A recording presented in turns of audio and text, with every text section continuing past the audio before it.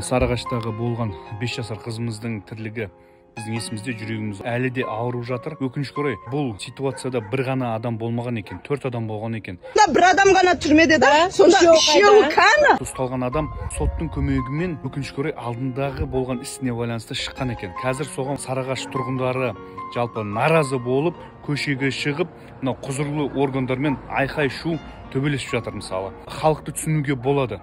Неге бұндай іс-әрекетті осы құзырлы органдар допускать етеді? Мысалы, оның жарайды, сотты кеше өзінің орнынан алып тастады, оған қазір іс қозғалды деп жатыр. Егер де біз бұндай қоғамымызда жемқорлық мәселесі бола берсе, бұл іс ешқашан тоқтамайды. Және де құрметті депутаттар, мырзалар, сіздерге айтарымыз, бұл педофилизмнің және де басқа да осындай әрекеттерге байланысты, адам өлтіру, тағы да басқа жазасын қатайту керек. Бұндай адамдар түрмеде жатса да біздің бөлініп жатқан налогымызға өмір сүрмеу керек бұлар. Керісінше бұлар жұмыс істетіп, болмаса ату жазасына беріп, болмаса кастрация сияқты жазаларын қолдану керек. Сондықтан да халқым сабыр берсін. Сарыағаш жұртына біз көңіліп қайғырып айтамыз. Біз сіздермен біргеміз. Аманшылықта болайық. Өкінішке орай, педофилдар бұл көшеде жүр. Абай болайық. Балаларымызға қарайық, қыздарымызға қарайық. Өкінішке орай, мұндай бейбіт заманда осындай болатыны жүректі ауыртады.